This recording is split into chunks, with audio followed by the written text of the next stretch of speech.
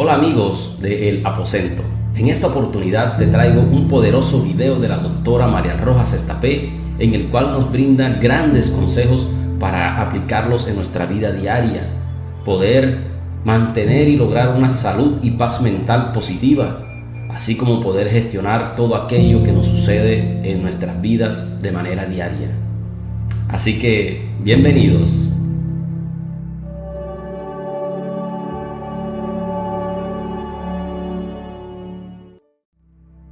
Muchísimas gracias a todo CNE, mi querida Paloma, muchas gracias por este ratito juntas y poder hablar de estos temas que tanto nos interesan. Marian, la primera pregunta que te tengo que hacer es, ¿nos afectan nuestros pensamientos? Efectivamente, nosotros somos mucho lo que pensamos. Cuando nosotros pensamos hay un impacto muy importante en nuestra salud. Yo suelo explicarlo de una forma básica, pero para que todos lo entendamos. Cuando nosotros estamos en una situación de miedo, cuando tenemos una situación de supervivencia, nuestro cuerpo se pone en modo alerta, pues en ese momento salimos corriendo y todo nuestro cuerpo se prepara pues para huir o luchar. Si vas caminando por la calle y de repente aparece un atracador o un ladrón, pues se activa la hormona de alerta, que es la hormona del cortisol, y tú en ese momento mueves todo tu cuerpo para poder luchar o huir. Lo que se descubrió hace unos años es que mi cuerpo no distingue una amenaza real de una imaginaria. Es decir, cuando yo empiezo a imaginarme, y si voy por esta calle y me atracan, y si no llego a fin de mes, y si mi jefe me echa, y si mi pareja me está siendo infiel, y si mi hijo está en las drogas, y si, ese conjunto de pensamientos que rondan constantemente mi mente tienen un impacto directo en mi salud, porque mi mente y mi cuerpo no distinguen una amenaza real de una imaginaria. Es decir, cuando yo me pongo a pensar en modo miedo, en modo soledad, en modo trágico, en modo drama, mi organismo detecta que algo malo está sucediendo y en ese momento activa el cortisol. El cortisol es una hormona cíclica, por las mañanas está alta y a lo largo del día baja hasta su punto más bajo por la noche. Cuando yo vivo intoxicado de pensamientos negativos, reales o imaginarios, me intoxico de cortisol. Y esa intoxicación de cortisol va a tener cambios a nivel físico, psicológico y de conducta. Desde que se nos cae el pelo, nos inflamamos, se modifica la microbiota, tengo taquicardia, tengo problemas en el sistema inmune, se me duermen las manos, a temas psicológicos, irritabilidad, fallos de memoria, fallos de atención, tristezas profundas, tristezas reactivas y en conducta no quiero ver a nadie, no quiero salir de casa, me aíslo. Tenemos que entender que cuando vivimos constantemente inundados de pensamientos negativos, eso tiene un impacto directo en mi salud. Y también pasa lo mismo al contrario, Paloma. Cuando nosotros tenemos nuestra mente con pensamientos de gratitud, de compasión, de amor, de cariño, recuerdos buenos del pasado, pues hay un impacto positivo en mi cuerpo. Marian, me gustaría detenerme un poco frente a lo que dices. También una cosa que has descrito muy claramente es cuando uno de alguna forma está proyectando con la mente un futuro desastroso, ¿no? Y ahí habemos muchos que tenemos ese problema y que tratamos de controlarlo porque es muy complicado, ¿no? Pero por otro lado, hay una semilla, hay muchos que plantean que de alguna forma la manera en que uno se habla, la manera en que cómo se trata, ¿no? Qué tan compasivos somos con nuestros errores, cómo nos castigamos mentalmente cuando cometemos errores, también influye finalmente en este ecosistema virtuoso o este ecosistema vicioso. Y ahí el rol, por ejemplo, de cómo los padres o las madres le hablamos a nuestros niños y niñas podría tener un impacto. ¿Nos puedes hablar un poco de eso, de cómo el lenguaje con nosotros mismos nos influye también? Sí, efectivamente. Mira, has sacado un tema que me encanta y me apasiona y es uno de mis campos de estudio y sobre todo de trabajo en terapia con todos mis pacientes. Vamos a ver, hay una cosa que yo denomino la voz interior. La voz interior es cómo me trato. Esa voz interior va ocupando casi el 50% de mi día. Has engordado, tu jefe no te hace caso, tu pareja está distante, la suegra, el cuñado, el compañero, vas por la calle. Las mujeres tenemos esta voz interior las 24 horas al día, los 7 días de la semana, por cómo funciona el procesamiento de nuestros pensamientos y de nuestras emociones, y en los hombres funciona distinto, es menos intenso, pero aún así también tienen esa voz interior que a veces te dice no lo hagas, porque no lo intentes, porque no lo vas a conseguir, o te dice esta persona te está haciendo de menos. Entonces, esta voz interior en neurociencia tiene un nombre que se denomina red neuronal por defecto. Yo lo denomino voz interior porque es más sencillo, pero esto es un nombre que lo descubrió el investigador Marcus Reichle haciendo unas investigaciones, y que de repente se dio cuenta que gente a la que le decía, haciéndoles pruebas de imagen, tipo resonancias magnéticas, escáneres cerebrales, les decía, ahora no pienses en nada. Y esa persona seguía teniendo actividad cerebral. Y se descubrió que existen los pensamientos cuando no queremos pensar en nada. Todos nos hemos dado cuenta que tenemos esa especie de voz automática constante. Esto en terapia es clave, porque a mí me pasa y me sucede mucho en consulta, que vienen pacientes que no salen porque tienen la culpa. Me equivoqué, no tomé la buena decisión, no me tenía que haber casado con esta persona, haber hecho esta inversión, haber tomado este trabajo, o de repente personas que constantemente tienen el síndrome del impostor, yo no debería estar aquí trabajando, yo no me merezco esto, o voz interior de inferioridad, nadie me quiere, nadie me considera. Entonces, y hay diferentes variantes, ¿no? Entonces, cuando yo en consulta trabajo la voz interior, para mí es clave, porque para superarse en esta vida, para ser dueño de uno mismo, para sacar la mejor versión, uno tiene que tener una voz interior adecuada, porque esa voz interior va íntimamente ligada a mi autoestima y a la actitud que yo tengo en la vida, a la forma que yo tengo de enfrentarme a los problemas, a los retos, a los disfrutes, a las alegrías. Y empecé a investigar de dónde venía esa voz interior. Empecé a ver de dónde venía ese rum rum constante. Y me di cuenta, haciendo la técnica del EMDR, que es una técnica que yo empleo mucho para el trauma, y haciendo mucha psicoterapia, me di cuenta que muchos de estos pacientes, con esa voz interior de tú esto no te lo mereces, tú no lo vas a conseguir, seguro que te pasa algo malo, venían muchas veces de voces de la infancia. ¿Qué significa? Yo lo denominé en mi libro Encuentra tu persona vitamina, yo lo denominé la voz interior y la grabadora en la infancia. E hice una hipótesis psicológica, que no es neurocientífica, sino que es psicológica, en la cual yo explico que cuando un bebé nace es como si le metieran un microchip en blanco en el cerebro. En ese microchip se van grabando muchísimas cosas que le van sucediendo. Hay una parte que viene con los genes, hay una parte que viene con la propia evolución del ser humano, y hay una tercera parte que viene con lo adquirido. En esa parte adquirida hay un factor súper importante. Si hay padres que me están escuchando o educadores, me interesa muchísimo que lo entiendan. ¿Cómo hablan mis padres entre ellos, o mis figuras de cuidadores entre ellos? ¿Cómo hablan de mí y cómo me hablan a mí? Es decir, una madre que a su hijo le dice, tu hermano es más listo que tú, ya te podrías portar como tu primo, un profesor, un abuelo que constantemente hace comparaciones, que hace de menos, eres un pesado, eres un intenso, no hay quien te aguante, no vas a llegar a nada en esta vida. Hay un momento dado que esa grabadora empieza a bajar la intensidad y le damos al play. Todo esto, lógicamente, es una metáfora. Y esa voz interior vuelve. Si tú, Paloma, cualquiera de nuestras personas, de nuestros chilenos que nos están saludando, se pone a pensar y dice, a ver, ¿yo cómo me hablo cuando no me hablo bien? Y te sale una voz, te sale una frase. Analiza quién te habló así en algún momento de la vida, o quién hablaba de ti así. A veces suele ser en la infancia, pero a veces sucede que ha sido una pareja que no nos trató bien, que nos hizo de menos, que no nos consideraba, donde nos sentíamos inferiores, y en ese momento esa persona tiene un impacto directo. Es decir, hay como dos cosas fundamentales. Una es entender que nuestro cerebro, por razones que aún desconocemos, pero que están en plena investigación, tiene una red siempre activa de pensamientos, que hay que educar esa voz interior, que esa voz interior tiene que ser nuestra aliada en la vida. Si yo tengo una voz interior que me trata mal, Paloma, esto es súper importante, ojalá que los que me están viendo sean capaces de entenderlo bien, se ha demostrado científicamente que cuando yo me hablo mal, yo reconozco, yo asumo que las personas me están tratando peor. Es decir, muchas de las personas que se tratan mal automáticamente detectan que el entorno es hostil, el jefe, el compañero, el cuñado, el amigo, el que sea, me está mirando mal.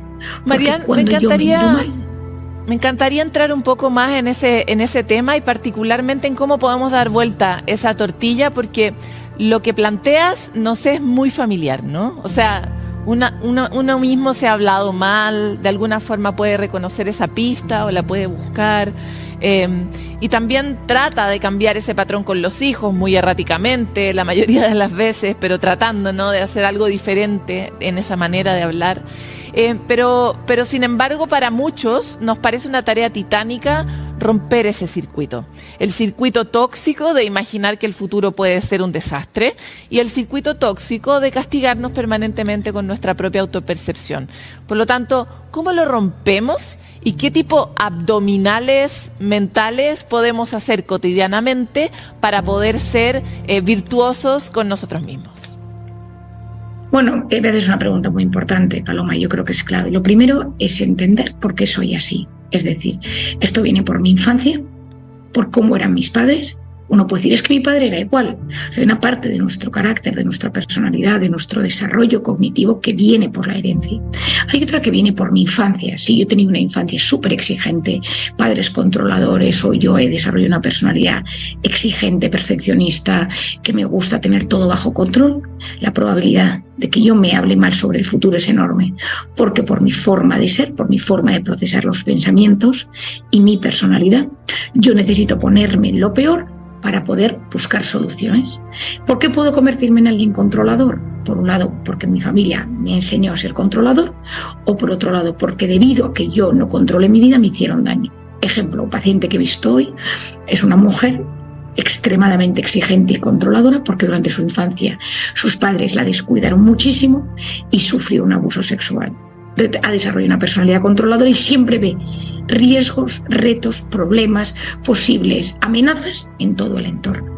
Por otro lado, una de las cosas que yo tengo que entender es si es por mi biografía, es si es mi forma de ser. Soy una persona negativa, soy una persona pesimista, soy una persona controladora, soy una persona exigente conmigo misma, soy una persona hipersensible que me dramatizo con la realidad.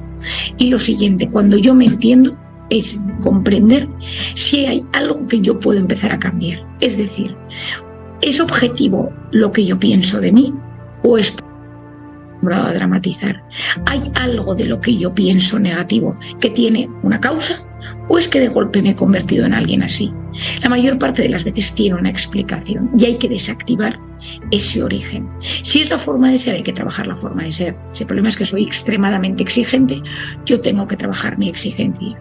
Si mi problema es que soy muy controlador, es que yo tengo que empezar a trabajar eso. Si mi problema es que yo he tenido una infancia dolorosa, una juventud complicada, una pareja que me ha tratado mal y se ha desarrollado a lo largo de los años, tengo que sanar eso. Abdominales mentales. El primero de todo es saber que cada vez que yo me hablo mal, me intoxico de cortisol. Cuando yo me intoxico de cortisol, modifico mi microbiota, pierdo años de vida, disminuyo el flujo de sangre en zonas cerebrales encargadas de la memoria, de la atención, de la concentración. Es decir, hablarme mal tiene un impacto directo en mi salud. ¿Cómo se trata? Y por lo tanto, espérate, en ese ejemplo, me acabo de decir qué tonta lo que acabo de hacer. ¿Qué tengo que hacer si yo me descubro? Porque a veces no lo puedo frenar antes, pero tal vez me puedo dar cuenta cuando lo acabo de hacer. Acabo de hablarme mal, me acabo de llamar a mí misma muy tonta por algo que tal vez no es tan importante o tal vez fue una tontera gigante, pero no importa. Me acabo de tratar como tonta. ¿Qué tengo que hacer después de eso? En ese momento lo primero que tienes que pensar es si decir que tonta soy tiene un impacto directo en ti, es decir, te está afectando, o es un comentario que hace superficial. Es decir, uno se puede tropezar por la calle y decir la verdad es que soy de un torpe, o de repente uno enfadarse con uno mismo y decir es que lo tuyo es terrible, es que no puedes ni salir a la calle. A veces nos decimos cosas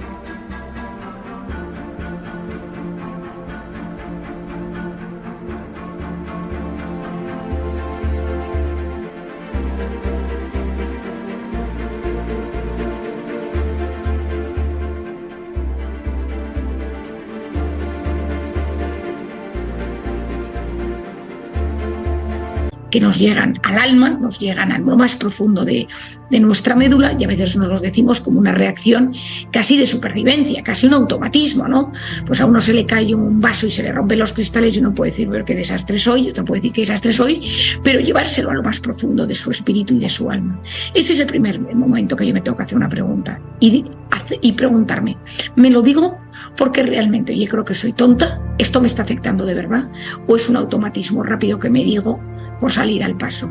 A veces nos decimos cosas, pero que en verdad, si nos sentamos decimos, yo soy tonta de verdad. Esto me ha pasado hoy con una paciente, me hace gracia, ¿no? Que me ha dicho, y María, soy un desastre, porque he hecho mal las maletas, me he equivocado y me he traído la maleta de mi marido en vez de la mía, y todo una cosa, no tengo ropa, es que no hay quien me aguante. Le digo, vamos a ver, te has equivocado en una maleta y no hay quien te aguante. ¿Me puedes explicar en qué momento una igual a la otra? Primero, decir que no te aguantas, ¿te hace daño o no? Y me dice mucho. Pero pues no te puedes hablar así. Tenemos que buscar cuáles son esas frases que nos decimos, que nos machacan. Hoy una paciente me decía que ella se dice muchas veces a sí misma, ¿no? Es que eres poco cariñosa y por eso la gente no te quiere. Entonces hoy le he dicho, es cierto que eres poco cariñosa, porque en tu casa no te han enseñado a ser cariñosa, porque tu padre y tu madre son muy fríos. Es verdad que eso te afecta, porque te gustaría ser más cariñosa y que la gente fuera más cariñosa contigo. Vamos a empezar. Cada vez que tú te dices que eres poco cariñoso, vas a contestar, pero estoy aprendiendo, pero estoy en el camino. Y en ese momento vas a decir, ¿cómo puedo en los próximos minutos hacer un abdominal de cariño con alguien de mi entorno? Pues estaba en la oficina, habíamos organizado, al primero que pase le digo, que tengas una buena tarde. Ya está. Microejercicios, porque para llegar a donde quieres llegar tienes que empezar con ejercicios muy pequeños. Si tú quieres perder peso porque tienes una obesidad, no puedes empezar de golpe, tienes que empezar quitándote alimentos poco a poco, empezando a hacer ejercicio poco a poco y descubrir de dónde viene. Tener las frases que sabemos que más daño nos hacen.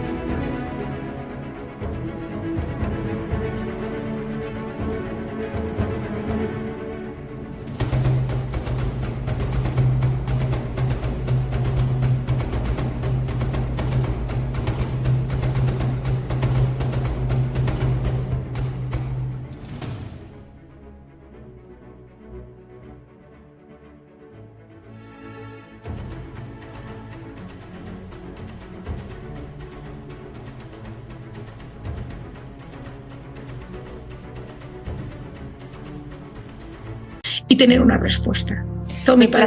Reemplazar lo tóxico por lo nutritivo, ¿no? Lo hacemos con bastante más conciencia cuando comemos, pero no con los pensamientos. Y este efecto de alimentarnos con algo positivo, que es, bueno, estoy aprendiendo y voy a ejercitar en este caso. Yo no me quedo por lo cariñosa, me voy por lo intensa. Entonces me regulo en ese otro sentido. Pero cuando uno ya logra encontrar su abdominal, ¿eso también te hace secretar una sustancia que te beneficia? Como en el caso de la hormona del cortisol.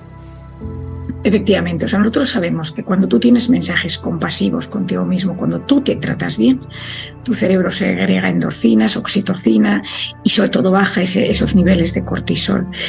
Otros abdominales que uno puede hacer. Tú te subes a un avión y de repente va a haber un accidente. No me da miedo el avión y si las turbulencias y si pasa algo, ¿no? Y entonces empiezas con pensamientos negativos. Entonces hay una cosa que es muy importante, que es saber que cuando, por ejemplo, te pones ese modo alerta que te avanzas a una posible tragedia, tu organismo ya está empezando con taquicardia.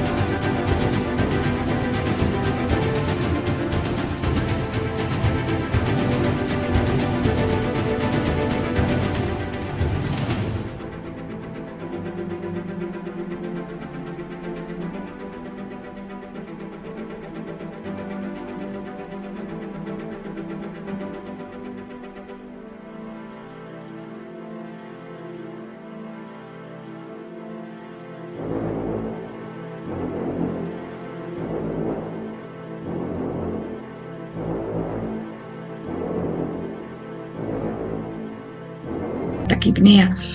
Entonces, regular la respiración en ese momento y tener unos minutos de respiración e inspiración profunda diciendo, hay un piloto, sabe conducir, estoy seguro de que puede manejar bien el avión, estoy al lado de una persona y voy con más gente, tiene mecanismos de emergencia. Es decir, el irte repitiendo mensajes que te relajan con inspiración y respiración profunda calman el sistema nervioso simpático, el de alerta.